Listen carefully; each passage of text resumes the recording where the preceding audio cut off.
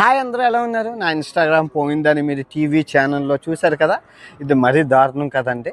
అయితే అసలు ఏం జరిగిందంటే 7 ఏళ్ల పాప వీడియో చేశాను కదా, చేసేసి పెట్టేసి పడుకుని అర్ధరాత్రి పాస్ పూసుకున్నప్పుడు ఇన్స్టాగ్రామ్ చూస్తే ఐడి ప్రూఫ్ సబ్మిట్ చేయమన్నది. అర్ధరాత్రి 2 గంటలు అనమాట. నేను ఈ ఇన్స్టాగ్రామ్ క్రియేట్ చేసేటప్పుడు ఈ ఐడి ప్రూఫ్ సబ్మిట్ చేశాను. సో పరాకుగా కొత్తది పాస్పోర్ట్, ఈ పాస్పోర్ట్ తర్వాత ఇది వచ్చింది, ఈ పాస్పోర్ట్ తర్వాత ఇది వచ్చింది, ఇది అప్లోడ్ చేశాను. సో 3 సార్లు అప్లోడ్ చేసేసరికి 48 గంటలు మీ యాక్టివ్ డియాక్టివేట్ చేస్తున్నాం అన్నారు. సో ఇదే ఛాన్స్ సరదాగా చూద్దాం ఎలాగాడదో, అసలు మన వాళ్ళు ఏమనుకుంటున్నారో నా మీద అనేసి నేను స్టార్ట్ చేశాను గేమ్. మరీ దారుణం అండి. న్యూస్ ఛానల్ అందరికీ చేతులెత్తి నమస్కరిస్తున్నాను. నేను ఒక హిందువుని, ఒక భారతీయునండి.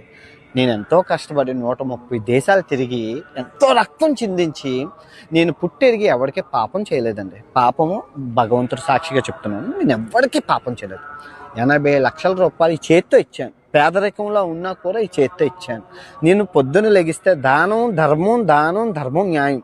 నేను చేసిన తప్పల్లా బెట్టింగ్ యాప్లు ఆపడం, ఉగ్రవాద సంస్థల చేతిలోకి మన భారతదేశం యొక్క డబ్బు పోతుంది అని చెప్పి నేను గవర్నమెంట్కి నేను ఇంటిమేట్ చేయడం. ఎంతమంది మీరు చూసిన క్రియేటర్లు, ఇప్పుడు నా మీద అరిచిన క్రియేటర్లు అందరూ బెట్టింగ్ యాప్లు చేసిన వాళ్ళే కదా. 90% క్రియేటర్లు బెట్టింగ్ యాప్లు చేశారండి. నేను డబ్బుగా కక్కుర్తి పడేవాడిని అయితే ప్రమోషన్లే చేసుకుంటానండి. నాకేం కర్మ. నెలకి 30 లక్షలు వస్తుంటే అది పక్కన పెట్టి ప్రజల కోసం పోరాడిన హీరోని.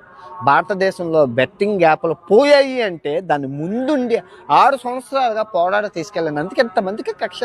స్కూళ్ళల్లోకి వెళ్ళి ప్రచారం చేస్తున్నారంటే ఈ బెట్టింగ్ గ్యాంగ్ అర్థం అవ్వలేదా? గవర్నమెంట్ స్కూళ్ళల్లోకి వెళ్ళి, జెడ్పీహెచ్ స్కూళ్ళల్లోకి వెళ్ళి నా మీద ప్రచారం చేస్తున్నానంటే నేను ఎంత శక్తివంతుని కాకపోతే.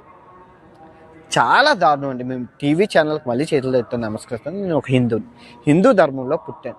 క్రైస్తవ మతం కాదు. నేను ఎక్కడ మతం మారలేదు. నేను పొద్దున్న ఇస్తా భగవద్గీత, రామాయణం, మహాభారతం అన్నీ వచ్చు, మంత్రాలు వచ్చు. నా వీడియోలో మీకు అన్ని రామాయణం, మహాభారత్ సింగిల్ టేక్లో చెప్పాను. నేను దేవుణ్ణి తిట్టానని మళ్ళీ మీరు ప్రచారం చేస్తున్నారు. ఎవరైనా నేను దేవుణ్ణి తిట్టానని నిరూపిస్తే 10 లక్షల రూపాయలు ఇస్తానని నజరానా కూడా ప్రకటించానా లేదా? నేను మాట దొర్లింది. సీతాదేవి ద్రౌపది అత్యాచారం అని చెప్పి చిన్న మాట దొర్లింది, క్షమించమని అడిగాను.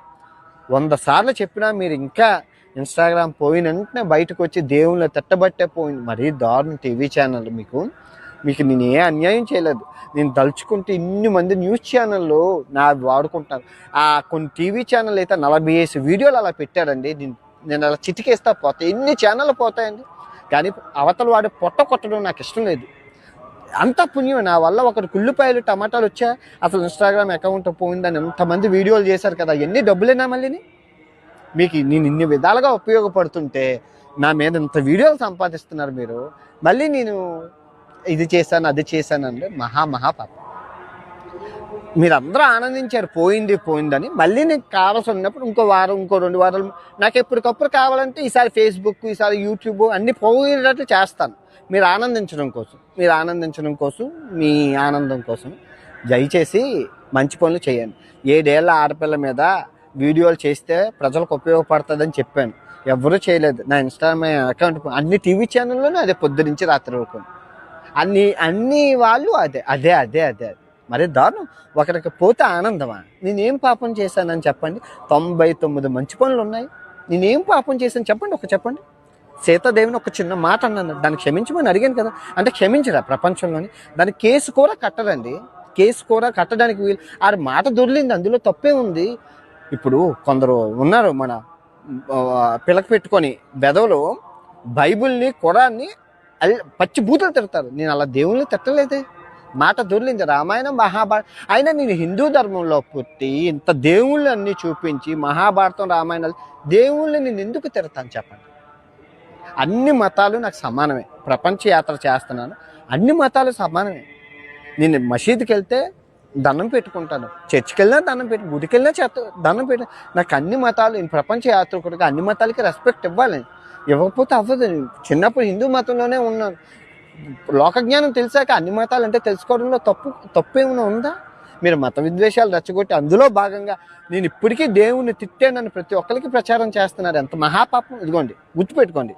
పాపం పుణ్యం అనేది ఉంటుంది. నేను ఏ పాపం చేయలేదు, ఎవరికి అన్యాయం చేయలేదు. ఫస్ట్ ఆఫ్ ఆల్ నా దగ్గర తినడానికి తిండి లేకపోయినా, మా ఇంట్లో కారు, బైకు, సైకిల్ ఏవీ లేవు.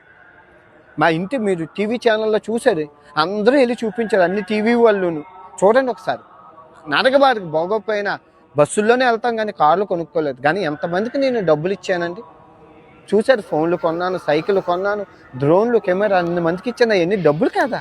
80 లక్షల రూపాయలు ఇచ్చానండి. 80 లక్షల రూపాయలతో BMW కారు కొని మా అమ్మని చెప్పచ్చు, మంచి రాయల్ విల్లా కొని మా అమ్మని పెట్టచ్చండి. కానీ ఆ చిన్న 40 గజాల ఇంట్లో బాత్రూమ్ కూడా లేదు. మేము ఎన్నో కష్టాలు పడుతున్నాం. ఎందుకంటే ఈ సమాజం నాకు చేసింది, ఆ సమాజానికి ఒక రుణంగా నేను చేశాను. నేను ఏ పాపం చేయలేదు. మీరు మరి ఇంతగా దేవుని తిట్టాను అన్ను చాలా చాలా పాపం అది. నేను తిట్టలేదు అంటుంటే మీరు తిట్టారు అనేసి నేను స్ట్రైక్లు వేస్తే ఎన్నో ఛానల్ పోతాయి. నాకు కొంచెం కోపం వచ్చిందా చాలా ఛానల్ పోతాయి. తర్వాత మీరు దేవుణ్ణి పిలిచినా కూడా పోవు. దగ్గర ఒక 10,000 ఛానల్ కొట్టచ్చు. కానీ ఇంకోరు కొట్టడం నాకు ఇష్టం లేక నేను ఎప్పుడు అలాంటి పాపం చేయను. నా మీద ఎన్ని స్ట్రైక్లు వేసినా నేను యాక్సెప్ట్ చేస్తాను, కానీ ఇంకోరికి వేయను. తిరిగి హాని చేయడు. క్షేమ కూడా నేను హాని చేయలేదు. వేరే ఛానళ్ళు అందరూ నా వీడియోలు వాడుకుంటున్నారు, చిటుకులో లేపేయచ్చు. నా కంటెంట్ అది. గవర్నమెంట్ ఈ ఇన్స్టాగ్రామ్, యూట్యూబ్, ఫేస్బుక్ అమెరికా వాడిది కాబట్టి బతికి బట్ట కట్టాను. అదే ఇండియా వాడిది అయి ఉంటే ఈ పాటికి ఎప్పుడు ఎంత రాజకీయం చేస్తారండి. మిమ్మల్ని మీ రంగు మీకు చూపించడం కోసమే చెప్పాను. దయచేసి ఆపండి. బతకాలి, అందరూ బతకాలి. నేను మళ్ళీ చెప్తున్నాను, కాంగ్రెస్ ప్రభుత్వానికి కానీ, బీజేపీ ప్రభుత్వానికి కానీ, టీడీపీ కానీ, వైఎస్ఆర్సీపీ అసలు ఏ ప్రభుత్వానికి నేను మద్దతుదారును కాదు. నేను ఏ దానికి వత్తాసి పలకను. నేను ప్రజల కోసమే, న్యాయం కోసం మాట్లాడతాను. నువ్వు నాది కత్తి ఇక్కడ పెట్టినా కూడా నేను న్యాయమే మాట్లాడతాను, కానీ ఎవరికి భయపడిన తలవంచను. పిల్లలు లేరు కాబట్టి అసలు నేను ఎవరికి దేకను. ఫస్ట్ ఆఫ్ ఆల్ పెళ్ళి అయిందంటే ఇవన్నీ ఆపేసి తడిగుడ్డ వేసుకొని నా పిల్లలు రామకృష్ణ అనుకొని పూజలు చేసుకుంటూ మీకు వీడియోలు పెడతాను. పిల్లలు పుట్టినంత వరకు, పెళ్ళి అయినంత వరకు నేను ప్రజా సమస్యల మీద పోరాడతాను, మాట్లాడతాను. దాన్ని మీకు కంటికి కంటినట్టు చూపించాను. ఎందుకంటే ఒక భారతీయ పౌరుడిగా ఇది నా లక్ష్యం. ఇండియా రా అంటే అసలు దేనికి రావాలి చెప్పు? 24 సంవత్సరాల క్రితం రేపు చేసిన వాడికి ఇప్పుడు శిక్ష పడ్డది. నేనేం చేశానని చెప్పు. నేను చేసిన తప్పు చెప్పు ఒకసారి. చేసిన తప్పు ఒకటి చెప్పు. సీతాదేవిని నేను తిట్టానని కేసేస్తే అవుతుంది అది?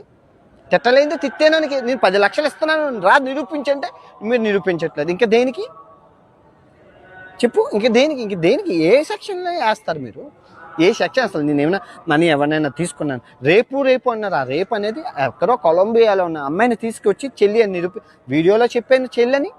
మీరు రేపని దేని గురించి మాట్లాడతావు? వచ్చతరం పోయి పీతరం మేమే లేపేస్తామని మేము దేవుళ్ళకి దండం పెట్టడం ఎవరు కాదు. నోటికి వచ్చినట్లు ఏదో ఒకటి. ఎనివేలండి, పాపం పుణ్యం అనేది మనం చేసిన పనులు బట్టి ఉంటుంది. నేను ఈ 6 సంవత్సరాల్లో అన్ని దేవాలయాల్ని చూపించి దేవుళ్ళ ఆజ్ఞ తీసుకొని వచ్చానండి ప్రపంచ యాత్రలోకి. అన్ని గుళ్ళు తిరిగి ఆ వచ్చిన డబ్బులతో వచ్చాను నేను ప్రపంచ యాత్రకి. అంతేగాని ఎవరిని పాపం చేసి ఎవరిని తలదన్ని రాలేదు. తిండికి తిక్కానా లేకుండా ఒక షర్టు ప్యాంటుతో రోడ్డు మీదకి వచ్చాను. ఇప్పటికీ నిజాయితీగానే ఉన్నాను, కానీ నేను ప్రమోషన్లు చేసి ఎవరిని మోసం చేయలేదు. నా సబ్స్క్రైబర్లు అందరికీ తెలుసు నేను ఎవరిని మోసం చేయలేదు. ఫస్ట్ ఆఫ్ ఆల్ చాలా బాధ అనిపించింది. అంటే దేనికి అనుకున్నారు బాధపడ్డాను అంటే మనుషులు ఎలా ఉంటారు అనేసి. ఏమున్నా మనం ఈ సమాజంలో కష్టమైంది ఏంటో తెలుసా? నిజాయితీగా బతకడం. ఎంత కష్టమో తెలుసా? నేను ఒక్కరిని నిజాయితీగా ఉండడం కాదు, కానీ అందరూ నా మీద టార్గెట్ చేస్తారు. ఇన్ని న్యూస్, ఎంత పగ, చిన్న తప్పుకి ఇంత పగ, అదేమైనా పెద్ద న్యూసా? అన్ని టీవీ ఛానళ్ళు పోయింది. ఎనీవేలండి, మీరు చాలా భారతదేశాన్ని భగవంతుడే కాపాడాలి.